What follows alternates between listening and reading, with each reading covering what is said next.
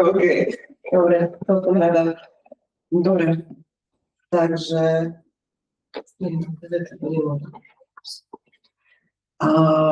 budem pokračovať sa tých agendy zo včerajška, aby sme si prešli HR záležitosti a ideme na základné údaje osoby. Tuším, ktoré dnešný, ale tieto sme už včera prešli. Dobre. Čiže ak nastupuje nová osoba do parentálneho týmu, tak už musíme zadávať manuálne, keďže od 26 sme vypli ELDA, tak vždy si potom ideme cez tlačidlo vytvoriť osobu, kde zadáme meno, priezvisko, osobné číslo. Osobné číslo to majú dievčatá napísané, ako sa tvorí, hej, pre kontrolu, má to aj ETCčko, lebo mali sme trojmiestne osobné čísla, ale teraz vlastne sa pridali také dve cifry podľa presnicu, ktorá firma si. Predtým, než uložíme údaje pri osobnom čísle, musíme dávať pozor, aby sme ho zadali správne, nakoľko ako zadáme zle a uložíme tie údaje, vytvoríme osobu, my ho na uličku nevieme zmeniť a potom by sme to museli písať chalanom do TISu. Samo vlastne vie robiť tieto úpravy tých osobných čísel databázu, takže aby chlapci upravili to osobné číslo, ktoré treba až na začiatku dávať pozor. E-mail doplňame pracovný, telefónne číslo nechávame vždy prázdnu kolónku, nevyplňame ho ani pracovné, ani súkromné tam nedodávame. Dátum narodenia je dôležitý zadať ten správny, nakoľko od dátumu narodenia sa odvíjajú fondy pracovného voľna, hlavne tá dovolenka, tam vieme, že ten milník je tam 33 rokov. Typ osoby, včera sme si rozprávali o type osoby, ak je zamestnanec znakom uväzňuje, tak taký typ osoby zvolíme. Pracovisko, máme tu nadefinované jednotlivé pracoviska, pracovná pozícia pracovnej zmluvy, pokiaľ by sa táto pozícia nenachádzala v číselníku, ktorý máme vytvorený, tak potom ideme do základných údajov, pracovná pozícia a vytvoríme tú danú pracovnú pozíciu a zadáme pracovný pomer od, si vždy vyberieme z kalendára a pracovný pomer do, pokiaľ je to zamestnanec, ktorý má zmluvu na dobu neurčitú, tak ten pracovný pomer do, to pomerne vyplňame a pri vytvorení danej osoby sa už vlastne doplní ten dátum 1.1.2000, čo znamená doba neurčitá. Každý má vlastne povinné to používateľské konto, to zaklikávame, prístupy na virtuálny terminál, samozrejme, čiže vždy, že prístup na virtuálny a že osoba je aktívna. Po základe toho potom vytvoríme osobu. Nebudem tu teraz vytvárať žiadnu osobu, lebo tu by potom museli mať databázu.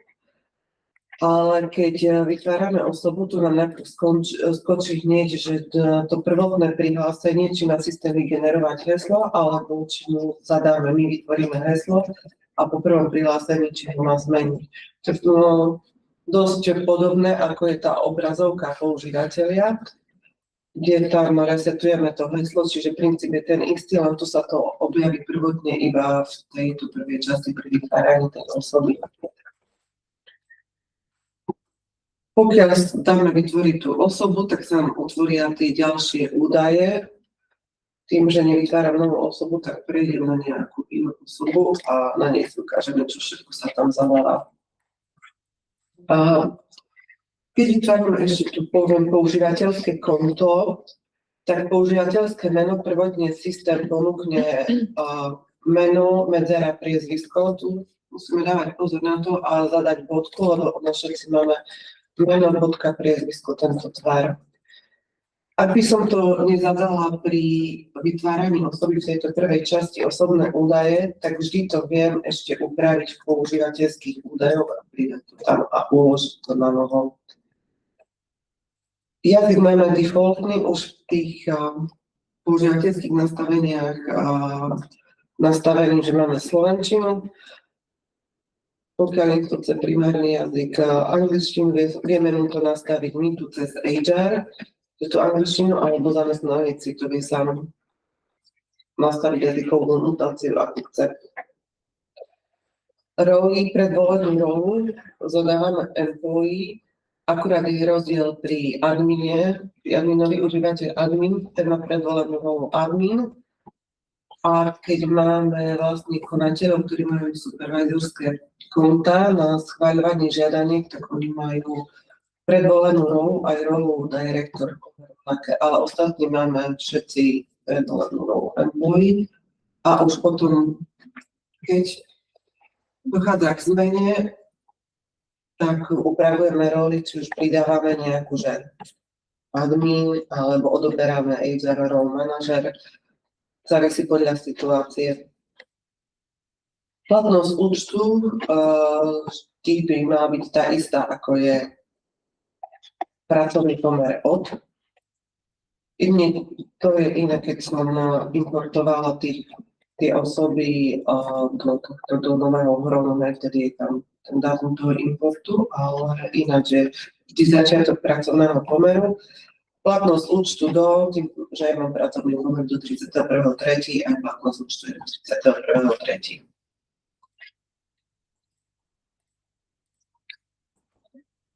Organizačné skupiny, tak tu vždy zadávame zamestnancovi, do ktorých úrovní spadá, to je jeho priamy nadriadený a to je vlastne jeho HR na druhej úrovni schváľovania.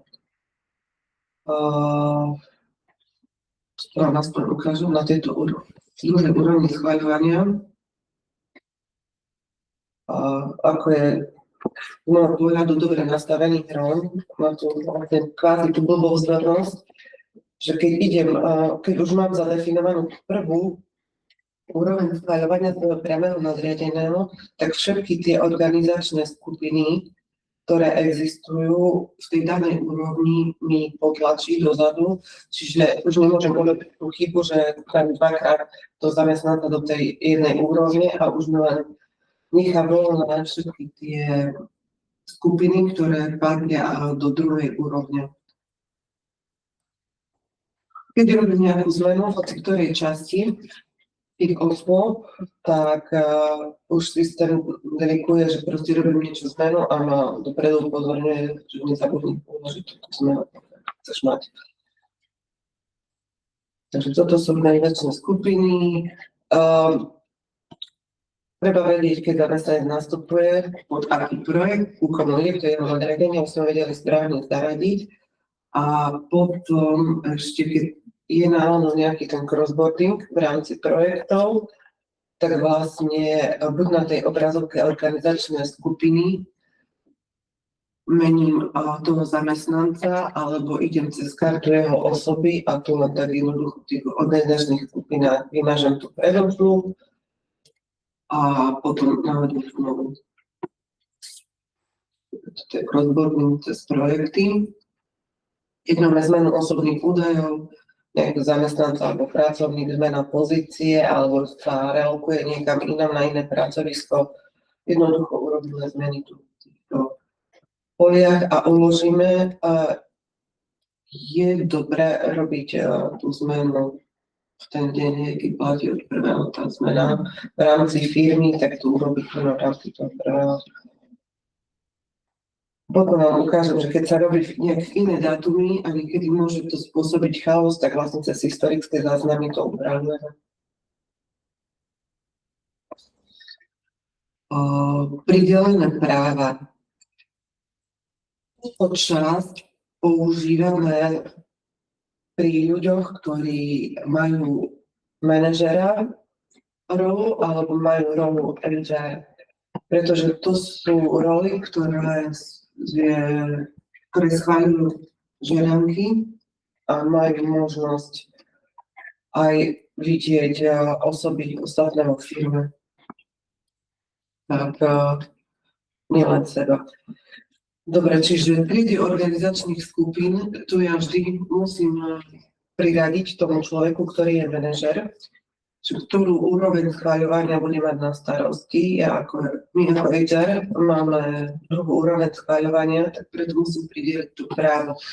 Pokiaľ ja by som v tejto časti osôb nepridelila tomu manažerovi to právo, tak ani neviem mu vytvoriť organizačnú skupinu, lebo nie je to tam naviazané. Na prvom leveli je táto osoba manažer a vie mu vytvoriť, priradiť skupinu a ľudí.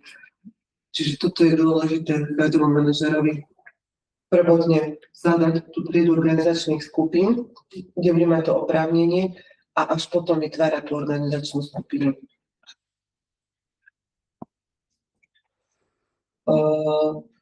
Niektorí môžu mať aj pridané prezeranie organizačných skupín, že si vedia pozerať aj iné organizačné skupiny, zamestnancov iných organizačných skupín. Závisí to vždy podľa toho, ako máme nastavenú tú rolu manažera, alebo v roli manažera alebo v akýkoľvek roli môžeš mať nastavené, že prezeranie pre všetky osoby, alebo pre moju skupinu. A tým, že u nás manažeri sa medzi sebou zastupujú počas neprítomnosti, tak my automaticky tu tam máme, že každý má možnosť prezerať všetky skupiny, lebo nikdy nevieš, budeš musieť zastupovať, tak preto už nevyplňame toto pole prezeranie organizačných skupín, lebo už to majú unblock, že všetkých vedia. Každý je zastúpiť každého. Toto preto nevyplňame. A ďalší riadok, dlhodobé prerušenie a kategória dochádzky, tak tieto údaje sa naťahujú z formátu dochádzkových záznamov, kde máme materskú, rodičovskú a tu potom vidíme, to má odkedy dokedy trvanie, to vám viem ukázať aj to.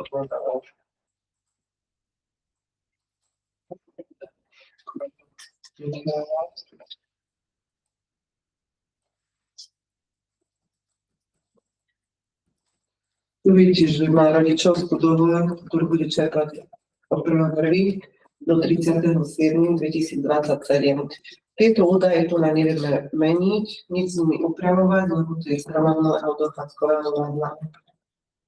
A čo je dôležité, je pri tej danej kategórii mať značené v tých definujúcich kategórií v nastaveniach, takže ide o dlhodobé prerušenie, lebo vtedy automaticky potom natiahne aj do tejto kolónky, ináč to tam nezadá.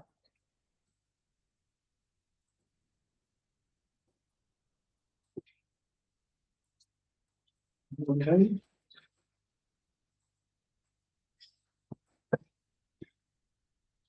Prístupové práva, prístupové karty. V tejto časti vieme zamestnancom prideliť prístupovú kartu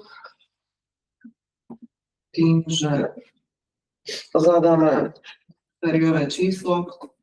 Ak neexistuje, musím ísť do číselníka opäť a zadať na novú tú kartu, ale pokiaľ existuje už tá karta, tak zvolím kartu a dobre. A všetkým zamestnancom priradujem automaticky všetky terminály. Malo by to správne fungovať. Keď to nefunguje a zadáva to unknown card, tak neviem, kde už hľadať riešenie. Dobre, virtuálny terminál nám tu nabehne.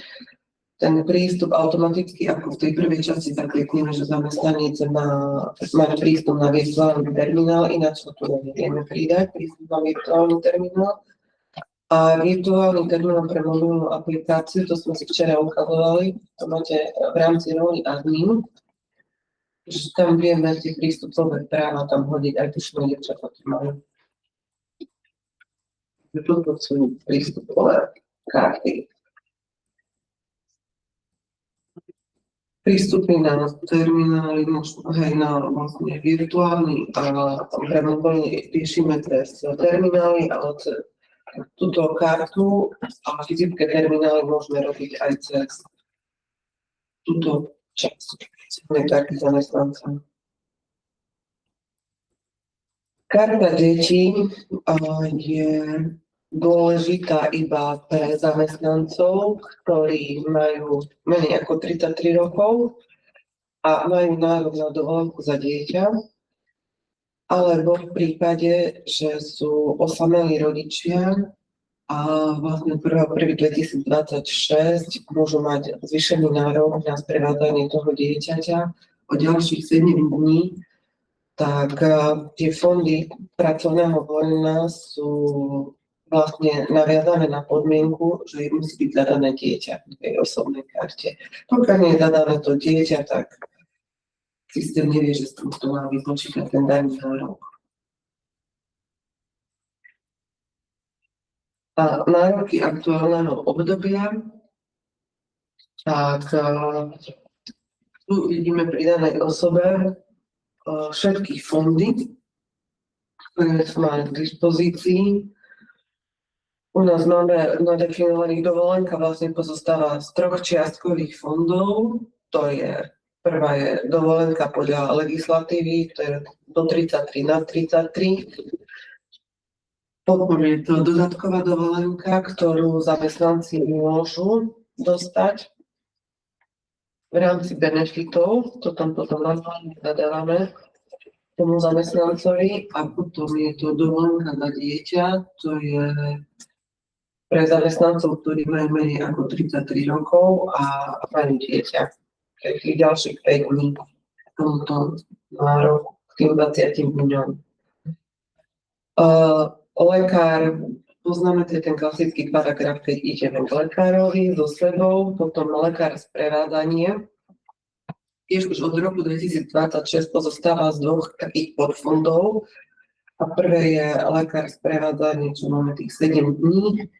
A druhý je ten sprievodu dieťaťa ďalšie dni, ktoré majú iba tie osamelé matky alebo osamelé otcovia, pokiaľ sú. Fondy ako narodeninové voľno a personal day, to sú vlastne v rámci našich benefitov, benefitnej smernice. Tieto sa môžu nároky nastavenia meniť v priebehu obdobia podľa toho, ako je nadefinovaná benefitná smernica. Keď zadávame nového človeka, tak najprv tu máme vlastne také výstražné trojvoľničky s vykričníkom. Tak novému človeku sa vlastne až druhý deň dajú vypočítať fondy. Čiže tu len si kliknem na jeho osobnej karte, tak kliknem si všetky fondy, kategórie dochádzky a dám vypočítať nároky. Takže sa to tam na druhý deň vypočítam, lebo tie fondy sú definované tak, že zamestnanec musí mať v tom trvalom pracovnom pomere odpracovaný aspoň 1 deň a až potom vznikne nárok daný fond. Preto, keď tu narazujeme toho človeka v 1 deň, tak nevieme ho to zadať, ale najskôr ten druhý pracovný deň. Toto by bola vlastne karta osoby. Nejaké otázky na našej strane?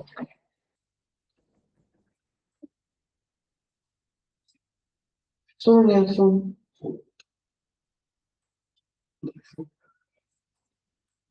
Dobre.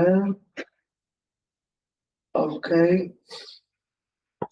Ja by som ešte chcela ukázať, čo som hovorila, že tie pracoviská, alebo keď už sme na pracovnej pozície, tak treba zadávať k tomu dátumu toho prvého, najlepšie, keď je tá zmena, lebo niekedy sa môže stať, že sa mení pracovisko v rámci firmy, hej, lebo keď už ide do druhej firmy, tak musíme robiť onboarding v chrone, lebo sú aj nové tie osobné čísla, iné sú tie číslovania. Ale keď sa mení pracovisko, čo ja viem, prechádza z Panteónu Bratislavy do Žiliny, tak niekedy sa môže stať, že systém to nevie správne vyhodnotiť, lebo on v sebe pri tej histórii toho zamestnanca eviduje nejaké pracoviska dve rôzne a odzrkadluje sa to hlavne pri uzavierke dochádzky, že keď ja si tam dám toho zamestnanca, to vám to ukážem, pri uzavierke dochádzky, mne sa stalo pri týchto zamestnancoch, že keď som si dala pracovisko, čo ja viem, že PGBB, tak niekedy mi tu skočili aj tie pôvodné pracoviska toho zamestnanca a on už bol v skutočnosti v tej Banskej Bystrici, ale ešte systém bral, že je v Bratislave, dajme tomu. Tak vtedy ideme do tých historických záznamov. Nájdem si pracovisko osoby, ako to osobu, to je jedno. Tu máme zase, že platné od začiatku do neurčitého, teraz sme vôbec nerobili také nejaký crossboarding, ale potom to vedí na tie dva riadky, to pôvodné a to nové pracovisko, tak to pôvodné vždy potom vymažem a to nové pracovisko nechám platné od toho prvého dňa v rámci tej histórie, aby to správne sedelo, aby my správne fungovali tie filtre, lebo iba pri tých filtrovaniach sa to celé zobrazí nesprávne.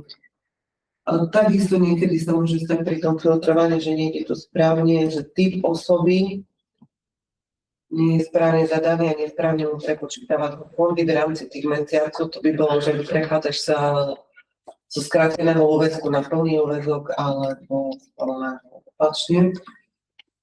Tak vtedy tiež si zadáme históriu a typu osoby, vyťahnem si toho daného zamestnanca a potom si pozriem, že ako to má. Momentálne všetci máme na jednom riadku, ale vtedy to tu upravujem cez Perovskú, zadám typ osoby, potom ten správny, ale potom tie dátumy. Takže toto vieme tak historicky upravovať typ osoby, pracovnú pozíciu, všetko je to viac menej to isté. No tu vidíme, informácie Perina mal zmenu, ale tým, že my sa prechádzali od 1.1. na ostrov, tak tá historická zmena tam vôbec nevadí tomu, lebo ešte nebol hrom v tejto prevádzke. Dobre, čiže takto sa toto upravuje. A tieto úpravy tam musím zadať ručne, to sa nenatiahne automaticky, keď v karte osoby mením napríklad tú pozíciu, že sa to automaticky zobrazí tu do tejto karty história pracovnej pozície. To sa taký urobiť ten daný dátum, keby to bol správne, vieš, zadaný ten dátum, že od prvého, ale sa ti to natiahne do tej histórie, tak je to potom v poriadku, on to že nejak tie iné dni a počas mesiaca to zadaš, tú zmenu, aj kedy proste to môže blbnúť. Vlastne tá pracovná pozícia neovplyvňuje nič, toto je v poriadku, len ten typ osoby, že keby si dávala zmenu a robíš ju 4. až, tak môže byť, že ten začiatok mesiaca, že nejak ti nechce sedieť ten fond, že ti nesprávne počíta tie hodiny, ktoré má odpracovať. Preto je to dôležité, čiže hlavne ten typ osoby a pracovisko. Keď sa mení, toto tu treba pozrieť a upraviť na správne ostatné pozíciu alebo na história krajiny pracoviska. Všetky pracoviská máme na Slovensku, takže nič nebudeš tu riešiť. Čiže toto by boli základné údaje. Tu sme si prešli v rámci aj adminu. Pracovisko, keď vytvárame nové pracovisko, zadáme tu tie kódy na doslovie. Myslím si, že sa bude niečo nové vytvárať. Pracovná pozícia, tu majú dievčatá možnosť pridať pracovnú pozíciu bod a názov, keď len by sa nejako ináč zmenilo junior študent na junior accountant alebo niečo, zmena v názve, tak názov viem upravovať, kódy ostávajú stále tie isté. Takže viem urobiť cez upraviť a pracovnú pozíciu viem vymazať, ale pokiaľ už je historicky použitá tá pracovná pozícia, tak ju neviem vymazať. Vždy, ktoré už údaje s číselníkom boli niekde použité v rámci hrom nejakej osoby, tie už nikdy neviem vymazať, a tie neostávajú v tom systéme.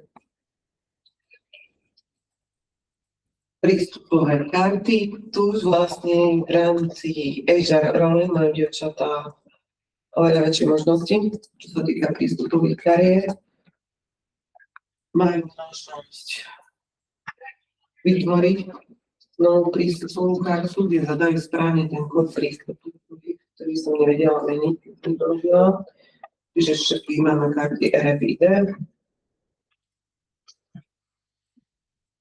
Číslo prístupovej karty určené pre osoby, lebo keby sme používali komplexný celý hrom, tak by sme tam mali možnosti, že určené buď pre osoby alebo pre vizitorov, ale keďže my vizitorské veci vôbec nepoužívame, celý ten modul, tak máme všetky automaticky tie prístupové karty, pre osoby. Dátum zaradenia viem dať od dnešného dňa do budúcna, spätne neviem zaradiť tú prístupovú kartu do systému. Dátum zaradenia sa tu nesvietí, doplňujúci popis. Tuto aj nepoužívam vôbec a my sa budeme dať, že tá karta musí byť aktívna. Zbytočne podávanie tej karty, keď nie je aktívna. Keď už máme aktívnu kartu, túto kartu viem priradiť cez osoby, prístupovú kartu tomu zamestnancovi a rovno aj prístupy na terminál, ale viem to urobiť aj z tohto číselníka prístupových kariér, a to tým, že kliknem na prideliť kartu osobe, a vyberiem osobu a vyberiem všetky autentické terminály, ku ktorým priradzujem tú kartu a dám to potom použiť. A takisto vieme vlastne, keď máme existujúceho zamestnanca,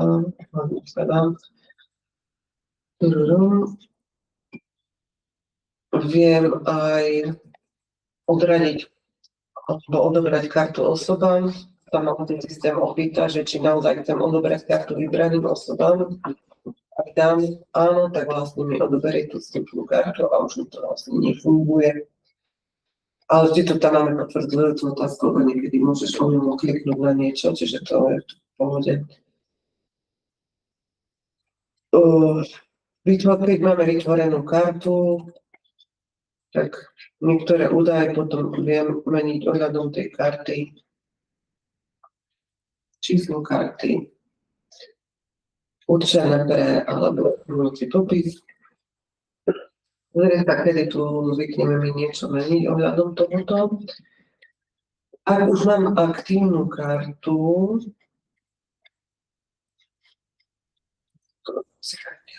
ktorá tu na nie je, priradená osoba, tú kartu neviem hneď vymazať, lebo tá prístupová karta je stále aktívna, musí sa najprv zdeaktívniť. Dobre, čiže to funguje. Čiže ako prvé musím tu deaktivovať vybranú kartu, čiže mi to klikne, že je to aktívna. Najprv deaktivujem a potom ďalší krok je vymazať danú kartu. Ináč to nejde.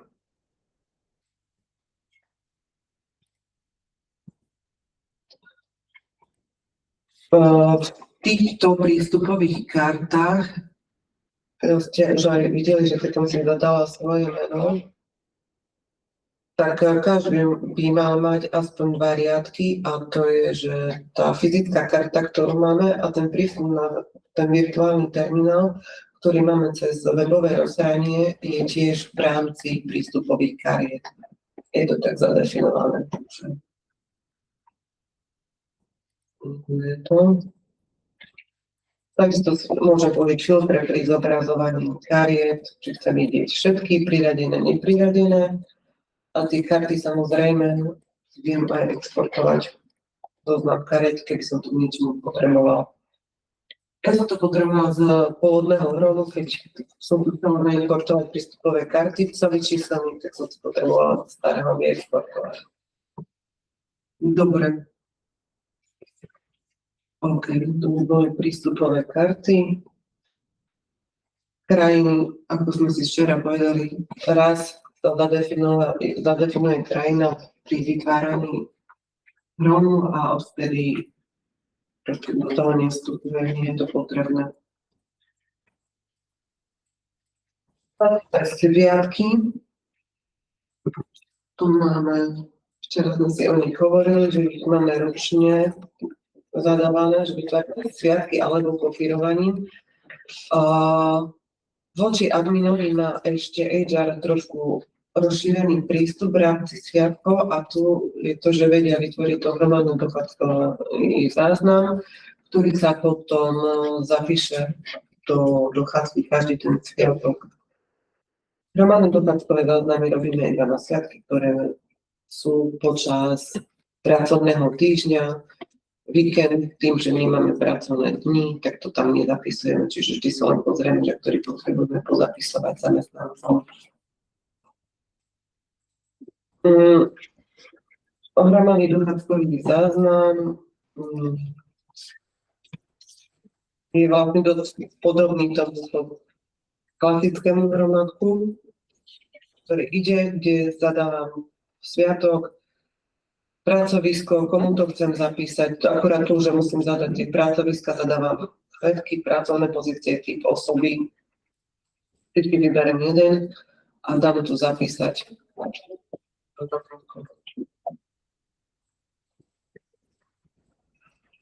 Čiže na začiatku roka sa tie sviatky tuto cez CUI vytvárajú, hej? A zároveň hneď sa vytvoria tie hromadné dochádzkové záznamy, aby to už každý mal dopredu zadefinované. A pokiaľ potom niekto nastupuje v priebehu roka, tak musia sa pozrieť tie hromadné dochádzkové záznamy, ktoré sú vytvorené pre tie sviatky. Tu mám hromadné dochádzkové záznamy, keď si vyberiem kategóriu sviatkov.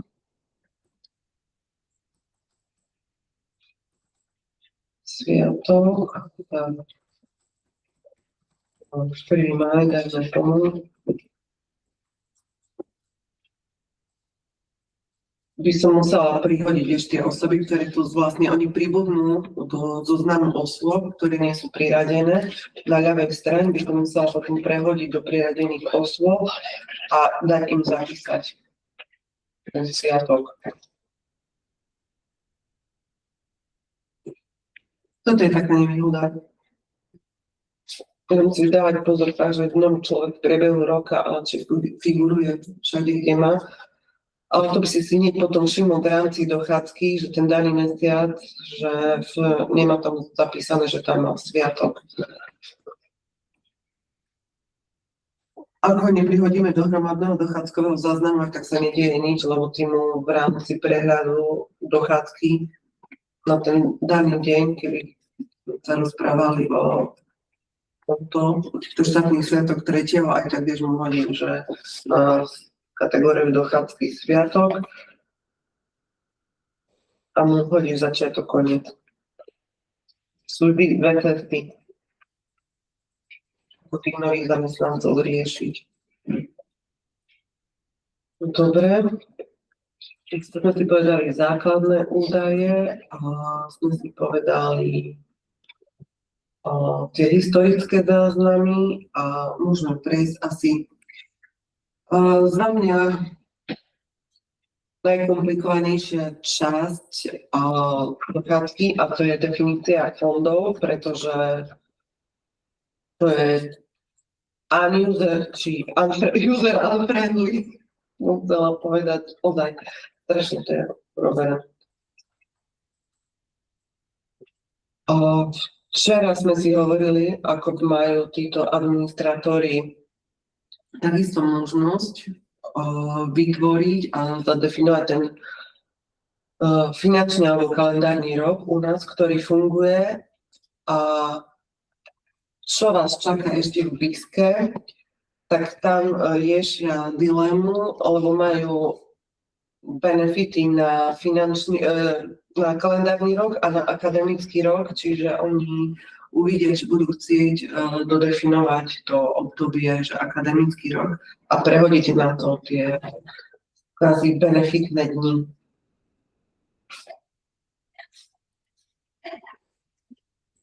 Obdobia fondov, to vám bolo jasné, ako čo generujeme? No počkaj, a je to vôbec možné niečo také spraviť? Samozrejme.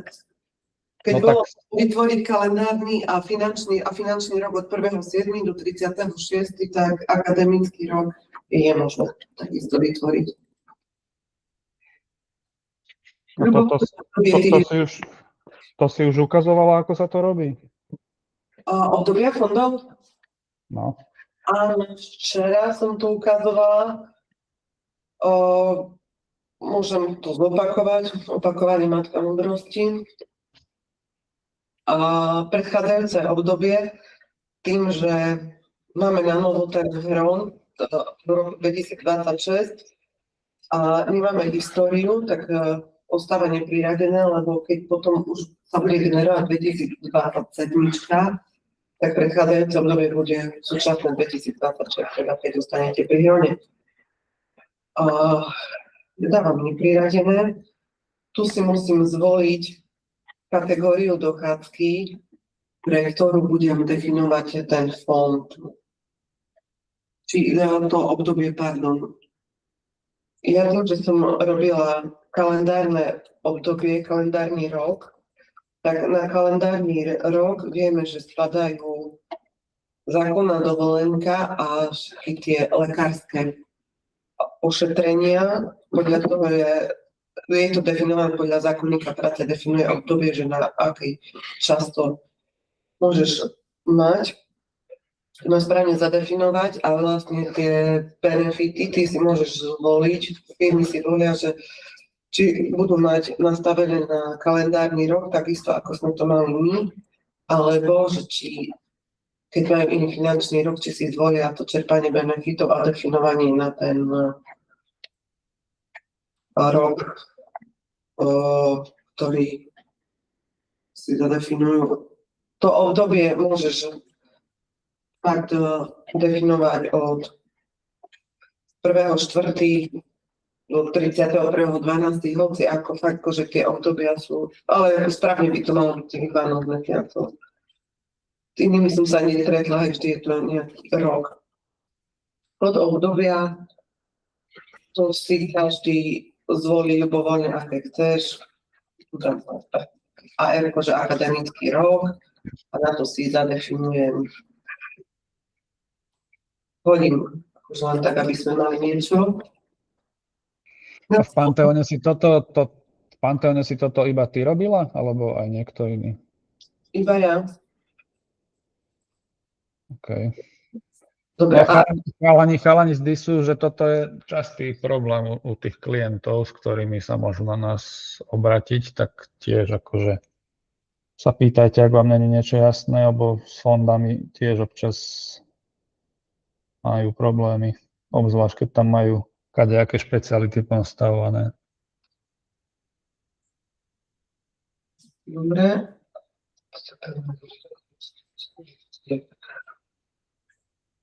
Tu som vymyslela vlastne BISka, ktorá bude mať nejakú formu zadefinovaný ten akademický rok. Keď na to prejdú, tak vlastne začiatok obdobia a koniec obdobia si musíme zadefinovať. potom, či chcem potom periodicky generovať, alebo nie. Niekedy to má výhodu negenerovať to automaticky, lebo sa môžu meniť nejaké tie benefity hlavne, že zanikne benefit, alebo potom vznikne iný benefit, alebo zanikne, úplne tie podmienky sa zmenia na to čerpanie toho benefitu.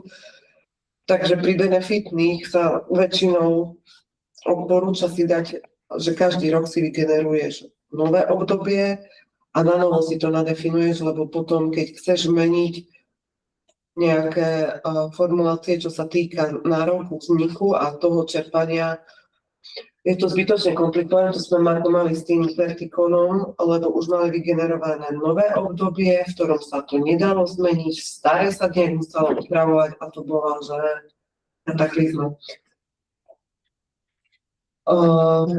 Ešte otázka, v tú kategóriu dochádzky vieš vybrať viacero možností? Čo len pre každý... Tu, keď si definuješ, vieš vybrať viacero. Tým, že keď je tam checkbox, tak umožňuje voľbu viacerých. Nemusíš stále, že keby si mal pre 4 neprítomnosti, že pre každú neprítomnosť vytvárať obdobie nemusíš. Môžeš, ale jednoduchšie to takto urobiť. Dobre. Prekrytie s nasledujúcim obdobím väčšinou my zadávame, a keď tu dám, že zapnem, že chcem, aby potom generovalo stále automaticky, aby som sa nemusel tým zaoberať, tak si musíme zadať, že koľko vlastne trvá to obdobie a jednotky. Väčšinou každé obdobie trvá 12 mesiacov. Ešte som nemala obdobie, že by bolo týždne dní. A predstih generovania, toto tu vždy viem meniť si, upravovať, či chcem skôr alebo neskôr, podľa toho, ako zamestnanci to potrebujú. A zvykne sa dávať nejakých tých 20-30 dní dopredu, že v decembri, aby si vedeli zadávať tie dovolenky na ten následujúci rok. Posledné 2 roky to u nás nebolo, Boh vie ako využívané z toho, že sme 2025 na novo robili hron a 2026 zase na novo sme robili hron, čiže nemalo to zmysel. Dobre, a prekrytie nasledujúcim sme potom dávali, že 0 dní. Nech sa tak prekrývajú tie dané obdobia. Dobre. Čiže toto je vytváranie obdobia. Ako som spomínala, že keď dôjde ku ukončeniu obdobia a už mám nejak v predstihu vygenerované obdobie, tak napríklad kalendárny rok sa mi už v decembri vygeneruje nové obdobie od 1.1.2027 do 31.12.2027. Už ten začiatok, koniec sa mi automaticky započítajú na nový rok. Akurát, čo mi ostane, bude za prvé 2 dní nejak metúce, je názov toho obdobia. Lebo ten ostane ten istý, ten ostane bez zmeny, upraví sa to, čiže keď už budem mať vygenerované obe obdobia, tak tu 2027 budem musieť upraviť, že vojdem do toho obdobia a kalendárny rok 2026 prepíšem na rok 2027. Iba túto jedinú veličinu do ostatných vecí nebudem vôbec vstupovať. Dobre, toto sú obdobia fondov. Potom, keď máme obdobia vytvorené, tak už vieme ísť si zadefinovať jednotlivé fondy pracovného voľna. Začneme asi s dovolenkou ako prvé. Tak. Klasicky musíme si dať kód, pomenovať ten daný fond, aby čo najviac bolo jasné z toho názvu, o čo ide. Máme dovolenku, to je tá klasická naša podľa zákonníka práce. Kategóriu si zvolím, ktorá je pre ten daný fond. Dovolenka. Platný od Ja som zadala od 1.1.2026 a vlastne platný do neurčita, aby sa stále generoval každý rok, že nie len to obdobie sa vygeneruje, ale automaticky ten fond ostáva v platnosti. Neodporúčam tu zadávať tú dobu určitú. Tu potom, keď vlastne ukončí sa nejaký benefitný fond, tak vtedy je dobré ho ukončiť, až keď skončí celé to obdobie, ale nie.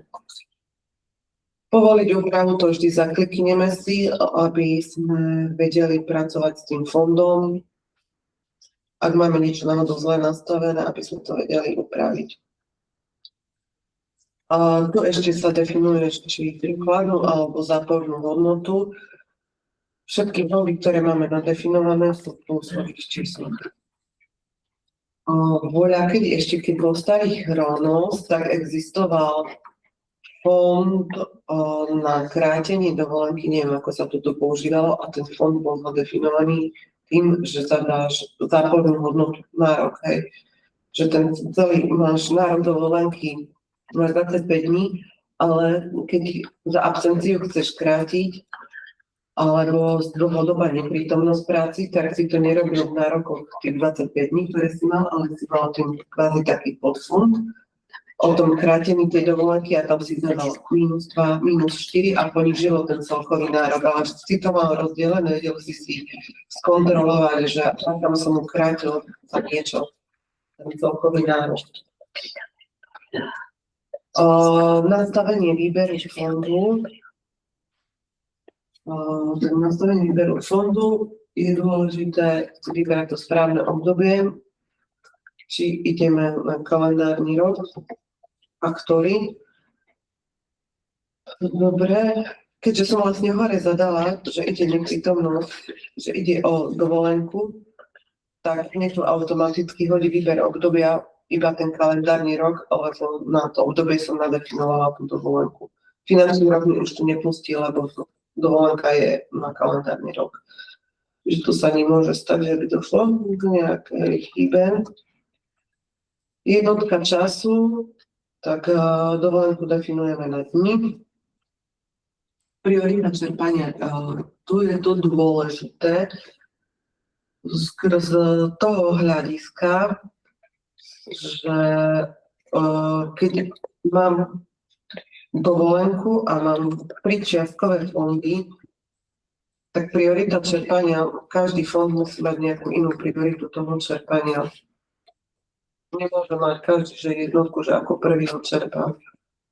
A potom hrozne nevie počítať. Časové zaradenie môže byť buď aktuálny alebo prenesený. Aktuálny znamená to, že čerpáš iba v rámci toho obdobia. Čiže od 1.1. do 31.12. Tým, že dovolenka má špecifikum, že si ju môžeme prenášať do ďalšieho roka nevyčerpanú, tak ona ako jediný fond máme prenesený. Tých fondov a tá riadna dovolenka sa prenáša. Keď už máme zadefinované časové zaradenie prenesený, tak takisto musíme zakliknúť, že prenos nároku je potrebný. A každý fond by mal byť aktívny v správe fondov a zároveň aj v profilu, aby ho zamestnanec videl, že, že tento fond má k dispozícii a viem si sledovať jeho čerpanie, ako som statuse. Toto je OK, jasné. Nemáme otázky, dobre. Nastavenia výpočtu nároku. Tu zadávame si možnosti, ako chcem zaokrúľovať ten nárok, keď vlastne zamestnanci nastupujú v priebehu roka, keď sa prepočítava ten nárok fondu. U nás máme v Panteóne aj v celom týme také benefitné zaokrúľovanie nároku, keď nastupujem, že keď mi vyjde, čo ja viem, že 14,5 dňa, tak sa zaokrúhuje nahor na to celé číslo a zaokrúhuje mi to potom na tých 15 dní.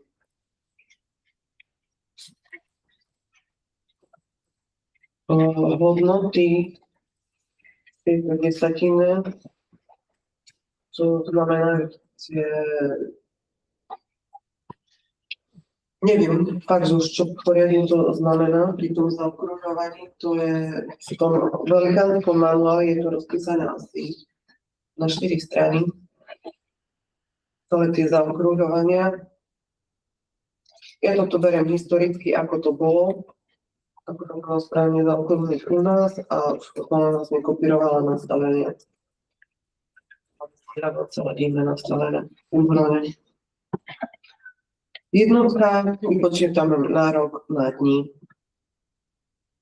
A asi tá najzaujímavejšia časť je parametre výpočtu nároku.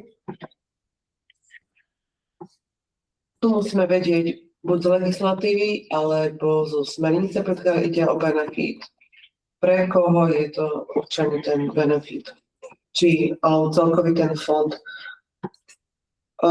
Tu nám máme klasika kód nastavenia, názov nastavenia. Tuto je základný nárok 20 dní. Máme na čas pracovného pomeru vypládne polia. To znamená to, že toto nastavenie, celé tie podmienky budú platiť pre zamestnancov, ktorí majú nárok 20 dní na dovolenku, ale keď budú nakupovať v priebehu roka, tak sa im alikvotne bude krátiť tá dovolenka a krátiť sa bude rozpočítavať na mesiace. Čiže 20 delené 12 krát daný počet tých mesiacov. A parametre výpočtu nároku 20 dní nárok na dovolenku má človek, ktorý je v zamestnaneckom pomere, čiže dohodárov tu nezarealizujeme, tu musíme si zadefinovať, že ide iba o zamestnancov, a ktorí majú ten minimálny dní v type osoby jeden deň. To je presne to, že keď zadávam toho zamestnanca, nevygenerujem mi hneď ten nárok na tie fondy, ale až v jednom odpracovanom dni. Ono to teoreticky môže byť aj 0, ale vždy sa dá, že aspoň ten jeden deň niekto odpracovaný ako zamestnanec. A 20 dní má osoba, teda, ktorá má menej ako 33 rokov ku poslednému dňu obdobia, čiže 31.12. Na porovnanie máme všetky tie dané možnosti. Vek osoby zadáme číslo a k obdobiu, toto sa nám počíta vlastne ku poslednému dňu obdobia. Ostatné iné tie možnosti, ako posledný deň obdobia, som ešte nerobila žiadne nastavenie takéhoto fondu. Čiže dovolenka do 33 rokov a dovolenka na 33 rokov je, že zamestnanec musí mať 33 a viac rokov ku koncu toho kalendárneho roka a budeš mať 25 dní nárok na tú dovolenku.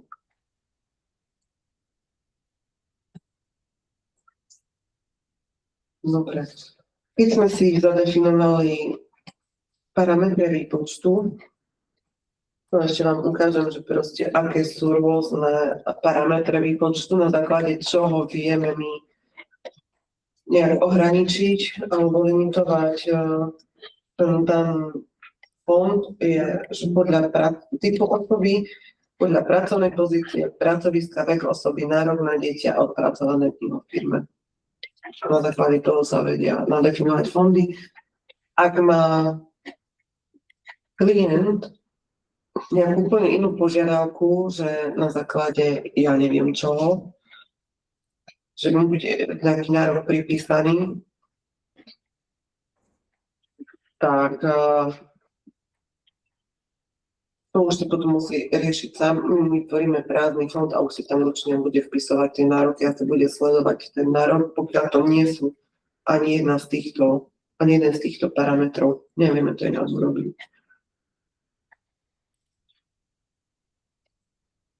Keď sme si zadefinovali parametre vlastne výpočet, to zaokrúhlenie a podmienky, tak vlastne musíme si na druhú stranu zadefinovať to uvoľňovanie nároku, čiže to čerpanie.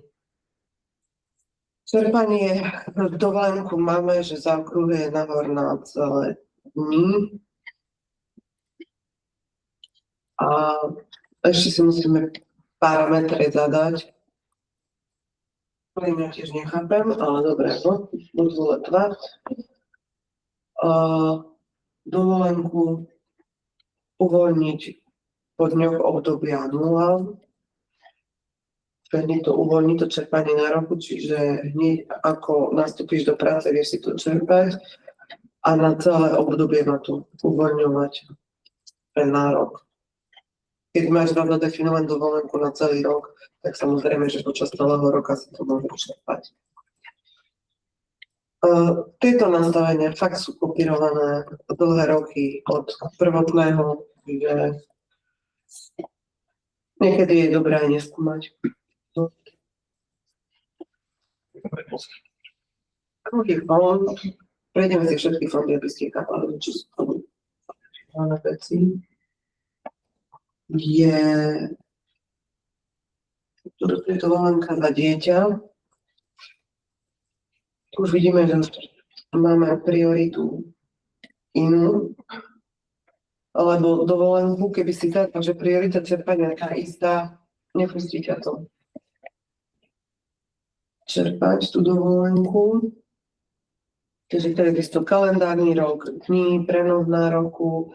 Tu akorát máme iné, čo sa týka definovania podmienok, lebo dovolenka je za dieťa a pri zamestnancom, ktorí sú v trvalom pracovnom pomere, ktorí majú menej rokov ako 33 a zároveň majú aspoň jedno dieťa zadané na tej karte zamestnanca. A vtedy im vlastne vypočíta. Evia, keď sa pridáva dieťa, tak platnosť od sa dáva aká? Od dátumu narodenia dieťaťa? Dátum narodenia. Aha, to je to isté. A platnosť do? Nechaj otvorené, alebo ty si môžeš dať, že platnosť, keď je to kvôli tej dodatkovej dovolenke, že to chceš tam mať práve, tak si dáš, dokedy máte zamestnaných 33 rokov. A vtedy ti to potom už dá preč to dieťa.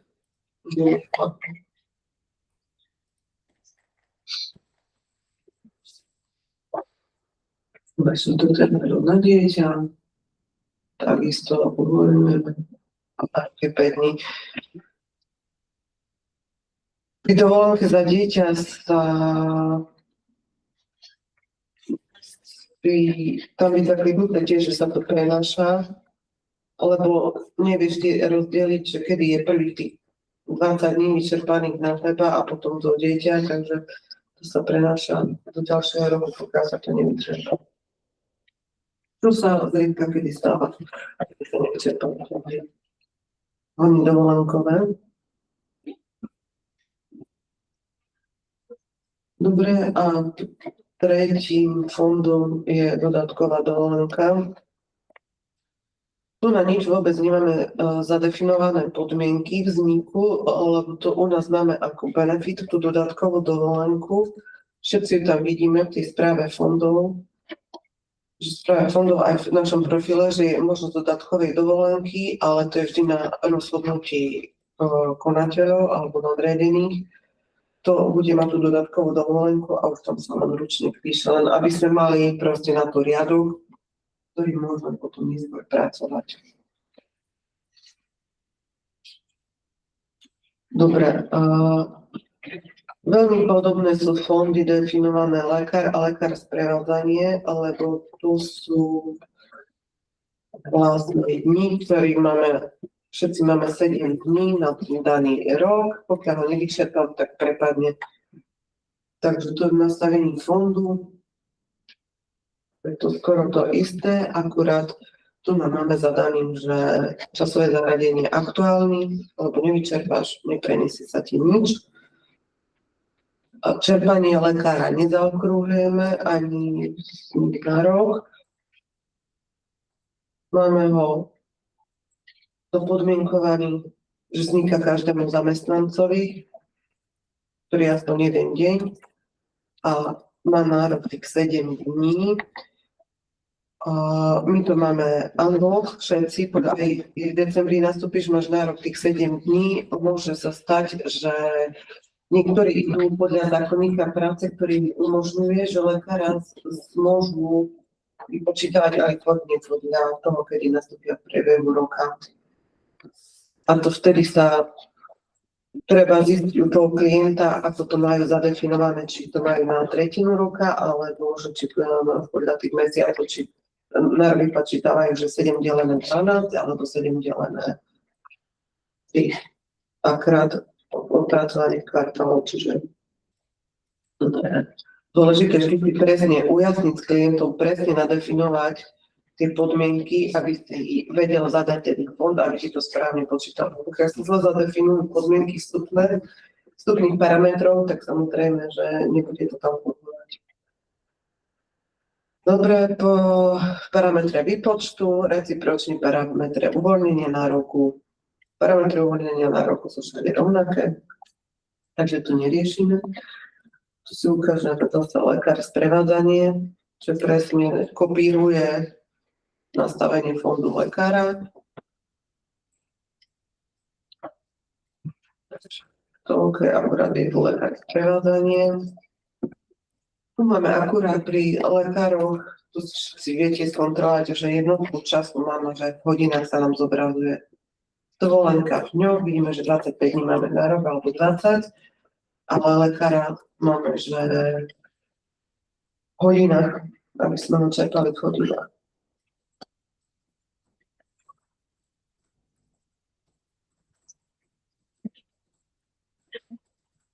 Tento nový fond sme definovali tu sprievod dieťaťa ďalšie dni, ktorých to patrí k lekáru prevádzaniu. A tento fond už tým, že máme na túto kategóriu nadefinovaný fond jeden, už tu musíme tú prioritu čerpania 2. Takisto je to aktuálny fond, ktorý sa neprenáša do toho ďalšieho roka. Tuto sme nedefinovali podmienky vzniku nároku, ale že to len budeme individuálne zadávať zamestnancom, lebo na celú firmu máme 2 takých zamestnancov, ktorým prípada tento nárok. Oni vlastne musia doložiť čestné prehlásenie a až potom oni môžu mať síce to dieťa, ale pokiaľ nedoložia čestné prehlásenie o tom, že sú jednorodiči, osamelí rodičovia, tak my im nezadáme ten fond.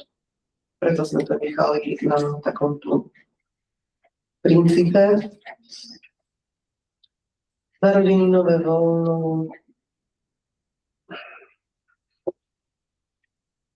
My sme to zadali, že proste kalendárny rok, tuto nie je potrebné riešiť finančný rok, kvôli tomu, že raz rok môže iba na rok, to neexistuje, že v rámci kalendárneho roka a 2 finančných rokov, že by si vyčerpala aj v jednom, aj v druhom. Čiže to tu nemalo zmysel sa dobrať s tým finančným rokom. Tu akurát... Prečo narodeninová voľno sa dáva na kalendárny rok, ale ten personal day na finančný? Teraz hovorím, že to narodeninové voľno vždy môžeš, aj keď máš finančný rok, jeden ti ide do júna a ďalší od júla, ty narodeniny máš iba raz v roku, ti neexistuje, hej, že nemusíš rozlišovať, nie je to potrebné to rozlišovať. Čiže máte viac narodenín, A z príkladov personal day sa dá využiť 2-krát ročne. No nie v podstate. Lebo personal people. Teoreticky áno, keď si Ale prakticky vezmeš nie. v jednom finančnom roku na začiatku roka a v Áno, a druhom potom finančnom tak roku na ďalej. konci roka, ale potom už zase na začiatku Ďalšieho ďalšieho roka. Takže raz, dvakrát za rok a potom ďalšie. Nula. Hej. Nula. Prepočítaj chlapci. Dobre, a narodeninové voľno je viazané na to, že musíš mať odpracovaný rok firmy.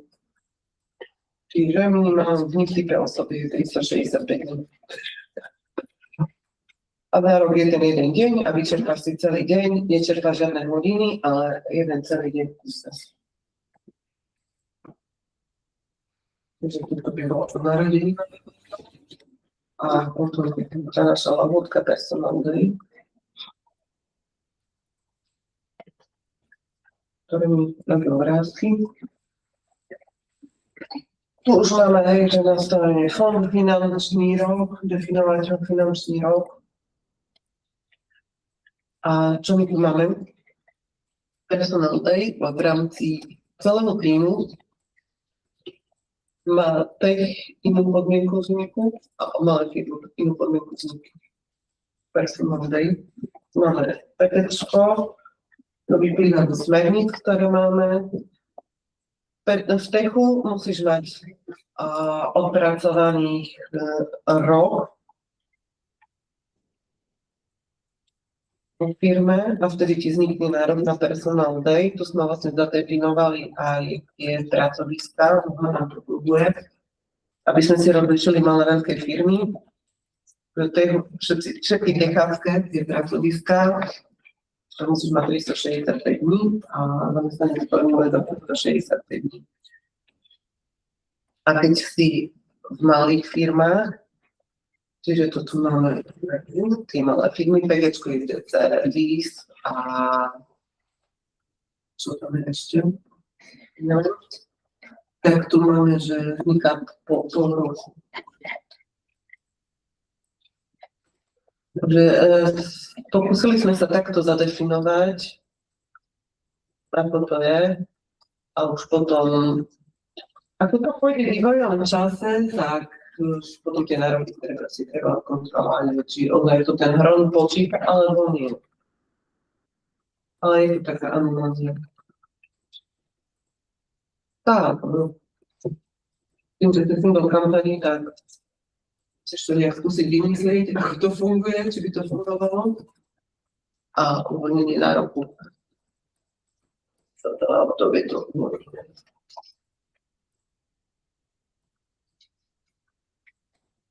Čiže toto je neviem. Toto tu máme fondy zadefinované. Tak, toto budeme hlavne dievčatá na starosti, že chápu tie smernice, čo tu treba znižiť. A tu hej, akorát dávať pozor, že tu sme vlastne zadefinovali to personal day, že od toho júla, že funguje, ale to tam začiatok obdobia nie je 1.1., ale 1.7. ten finančný rok. Správa fondov pracovného voľna. Tak.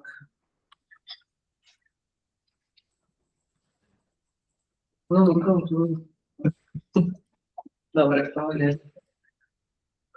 Na tejto obrazovke, ak je potrebné urobiť nejaké manuálne úpravy, tak fondov, tak to robíme tu. Môže sa robiť aj cez tú kartu zamestnanca, ale ľahšie, prehľadnejšie je cez túto správu fondov. Vždy je dôležité ako prvé zvoliť to obdobie, že či idem riešiť fondy, ktoré sú na kalendárny rok alebo na finančný rok. Pokiaľ si zadám kalendárny rok, vyhodí mi tu všetky tie fondy a iba to také základné nastavenie, že to, koľko má zostatok. Ale keď ja chcem vidieť, že komplet ďalšie zobrazenie toho daného fondu, tak ja si vždy vyberiem iba jeden fond. Takže naša dovolenka. A tu už vidím, hej, že celkový nárok prenesená dodatková dovolenka za dieťa čerpané zostatok, plánované čerpať dostupný fond. Čiže to vidím úplne celé na ten detail. Admin, preto u nás všetky tie výkričníky, lebo to je typ osoby not assigned a to nemajú nadefinované tie fondy, že nemá čomu to tam počítať.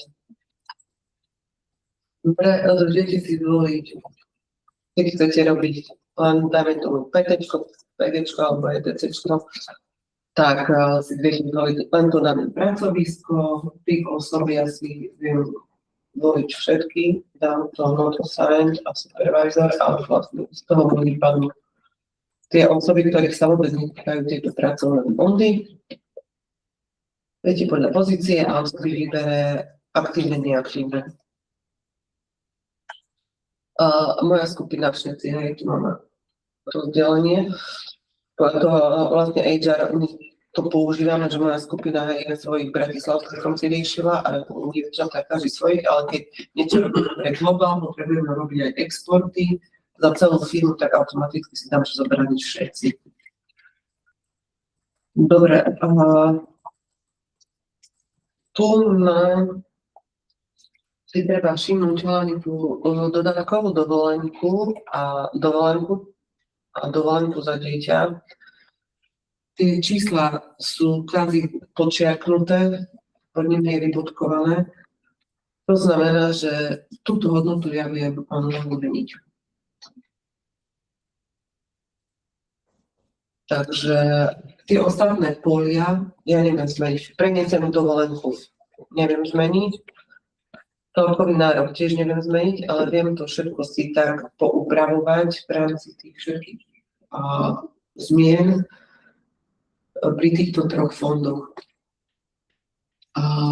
Kedy sa to upravuje, to vlastne dodatkovú dovolenku tu upravujem vtedy, keď mám informáciu o tom, že manažer sa rozhodol prideliť niekomu ako benefit dodatkovú dovolenku a on môže si ju čerpať, tak vlastne cez túto správu fondovú tu dopíšem. Si ukážem, či máme nejaký už, ktorý mal jeden dodatkové dovolenky, ale nikto. Dobre, či by si kvetu mali filtrovať, ale možno väčšie ako jedna, menšie ako jedna, väčšie ako nula. Keď si chcem vyťahovať iba niektorých ľudí, takže toto tu robím dodatkovú dovolenku za dieťa, dáme väčšie ako nula. Mám zadaných ľudí, ktorí majú nárok, tú dovolenku za dieťa.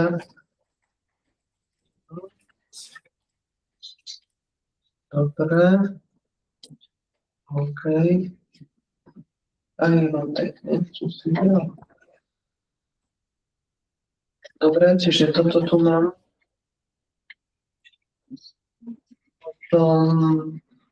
Čerpané dni, to sa hovoria už aktuálne, aktuálnemu dátumu, čiže dnes je 26, čiže bude stav čerpaných dní, ktoré som si čerpal do 26.3. pardon. A žiadanky, ktoré mám zadané do budúcna, to si nájdem to v plánovom čerpaní. A tu nájdem už potom vlastne ten dostupný fond, ktorý mi ostáva, ktorý mi odráta, ktoré mám nárok dovolenka, minus čerpané, minus plánované čerpať, už je to môj dostupný fond. Keď sme prechádzali vlastne na nový hron v roku 2026, sme mali problém ten, že mali zostatky dovolení, ktoré sa prenášali z roku 2025 a do roku 2026. Tu sme to nedoplňali do týchto prenesených, ale vlastne tú dovolenku, ten nárok sme upravovali a sme ho navyšovali. Dovolenku, či celý nárok? Iba tú dovolenku môžeš, lebo to sú tie vybodkované. Aha, A keď máš tie vybodkované, vtedy to číslo vieš upraviť, ale pokiaľ máš takéto, že plné, ty môžeš prepisovať, ale nič neprepíšeš. Tu vidíš, že už ťa pustí hneď na úpravu nárok. A takisto si viem pozrieť proste všetky tie fondy, ktoré máme, či už narodeninové, fakt, že ideš na detail úplne, každého, keď chceš si pozrieť, niekedy manažeri chcú nejaké prehľady, dostatky dovolených, čerpané dovolenky, ideme tu do správy fondov a tu vlastne my exportujeme všetky tie údaje a toto zasielame manažerom a tu keď si zvolíme ten kalendár finančný rok, tu vidím, že kategórie popustí iba personál D, tu nemá viacej fondov nadefinovaných a tu potom vidím takisto prehľad všetkých zamestnancov a podľa toho, koho chcem dobraviť. Si urobím prehľad, vyexportujeme a niečo poupravujem.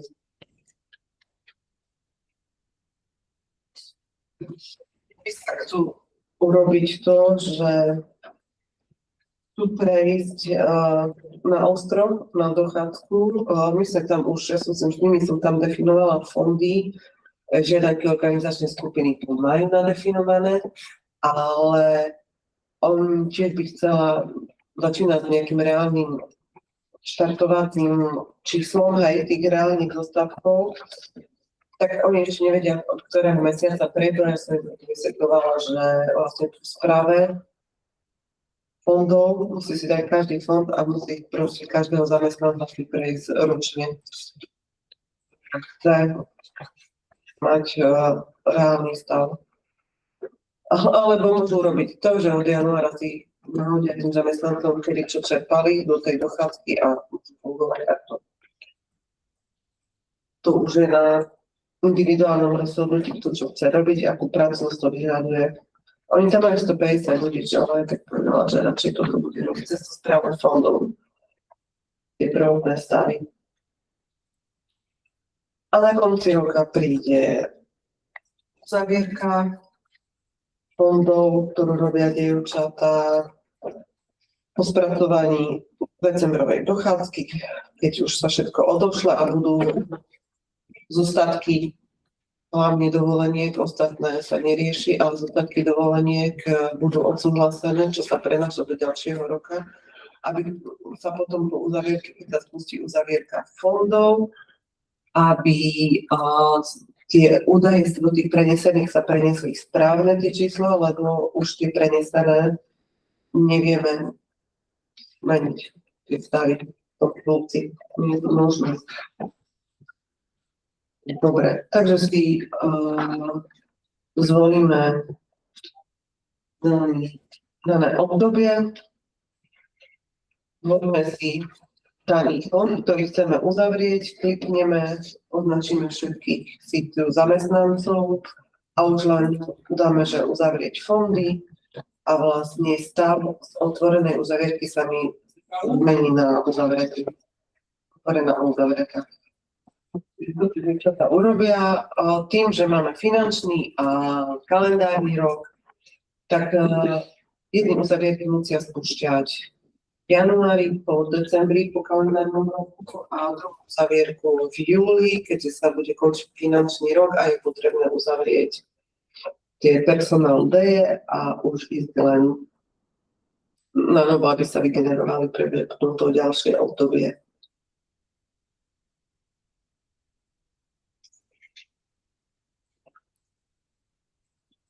Táto uzavierka je veľmi rýchla, pokiaľ fakt, že všetky údaje sedia, aj tie lekárske rýchlo uzavrieš. Tie dovolenky možno, že trošku komplikovanejšie, lebo v tom starom roku, pokiaľ dojde ku kráteniu skrz neprítomnosti, čerpania rodičovských dovoleniek, alebo keby bola na dlhodobá PNK, tak vtedy sa kráti ten nárok a je potrebné ho najprv v tej správe fondov upraviť a potom ísť tu do uzavierky. Pokiaľ to je fond dovolenka, ktorá sa prenáša, tak sa prehodí aj do toho do tých prenesených dní. Ostatné fondy sa vynujú po uzavierke fondov. A čo sme mali? Jedine klientská issue, ktorá bola, tak to bol Certicon, čo sme riešili, ale to bolo tým, že oni tam mali nejakú dodatkovú dovolenku a sme zistili, že ten fond nemá byť že aktuálny, ale má sa prenášať spolu s celkovým nárokom a vlastne po uzavierke ich nepustilo. A čo môže jediná ešte vec zabrzdiť uzavierku fondov je to, že keď v tejto uzavierke dochádzky by mali zamestnanci niektorý mesiac neuzavretý. Čiže predtým, než idem robiť uzavierku fondov, musím skontrolovať, či majú všetci zamestnanci uzavretý celý rok dochádzku. Čiže je podpísaná, nepodpísaná, ale proste uzavretá musí byť. Ak sa stane, že niektorá je neuzavretá dochádzka za niektorý mesiac, znamená to vo fondoch, v uzavierkách mesačných, že ani neuzavrie fondy tomu danému zamestnancovi, že vypíše tú chybovú hlášku. Teraz to už funguje OK, ale v 2025 sme mali dosť veľký problém ten na Hrone, ale to sa už fixlo, že keď boli klienti a prichádzali v priebehu roka, samozrejme, že nemali dochádzky za predošlé mesiace, mali všetci proste neuzavreté, neboli existujúce tie dochádzky, tak im to rátalo, že nemá celý rok poriadne uzavretý a dochádzku tak neurobi, to nespracuje uzavierku fondov. Ale už sa to našťastie fixlo pri vyšších verziách. Je pozorné ešte vo vývoji aktívnom. Čiže toto sú fondy. Rozmýšľam, za mňa asi je to všetko sa to kreslí, lebo tie základné údaje ste mali viac fondy a tie historické záznamy.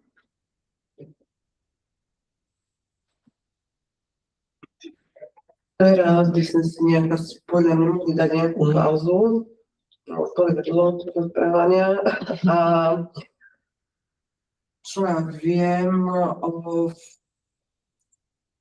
dáme si potom nejaké že otázky, alebo prejdeme nejak tú klientskú džíru, že čo tam boli otvorené body, čo sú ako problémy, ktoré sme riešili. Ako boli schopní. Hej, to by som ešte určite rád chcel, aby sme si prešli, že tie veci, ktoré si obzvlášť riešila ty,